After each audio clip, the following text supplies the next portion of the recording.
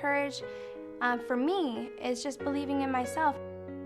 Courage is standing up for something you believe in. Courage means to me never giving up in your dreams. Iqbal was born in Pakistan. When he was 4 years of age, the family sold Iqbal into the rug carpet business for the equivalent of 12 United States dollars. They had to tie little knots in the rugs, and it was horrendous conditions. He was chained to the loom. They weren't allowed to get up and stretch. The overseers wouldn't give them food or water, just basically to keep them small. The longer their fingers were small, the more work they could get out of them. There was no light. If they made any mistakes whatsoever, they were beaten and put into these little torture chambers. Iqbal was 10 years old when he escaped from the slavery that he was in. He knew that he wanted an education. Iqbal completed 6 years of school within 2 years. His dream was to be like the Abraham Lincoln of his country. He wanted to free all the children and let them have a chance to be a child and go to school. He started going around his country and started declaring a verbal war against the rug carpet industry. He stood up for all the children that didn't have a voice, and people listened. He started speaking out in Pakistan. He was speaking in England. When he came to America, he struck a chord with many people.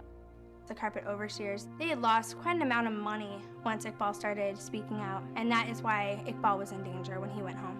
When I first met Iqbal, I was 12 years old. When Iqbal came into our classroom, he wanted to give us his story. He pretty much just asked us for whatever we could do. If we could give him donations, if we could do anything in order to raise awareness against what was going on. I think he's very hopeful that children will do something about the children of Pakistan there. Thank you. Thank you. I believe Iqbal's real courage was the day that we had asked him when he visited, why are you going to go home when you know you're in danger? And he said, I need to finish what I started.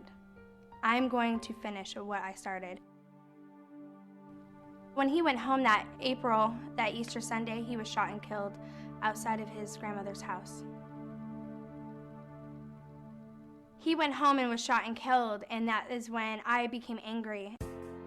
And instead of just being angry about it, a group of us decided we were going to build a school in Pakistan because that is what Iqbal's dream was. In the beginning, all we heard was kids were supposed to be seen and not heard. And we had to overcome that to prove to people that we could do this. We crafted an email to send to all the other schools in the nation asking for $12 donations from each classroom because Iqbal was sold for $12 and he also was murdered at the age of 12. Within 2 days, we started getting responses. We'd first start out with $50,000, that was our goal. Well, the next thing you know, it started snowballing. Within a year and a half, we had raised $250,000.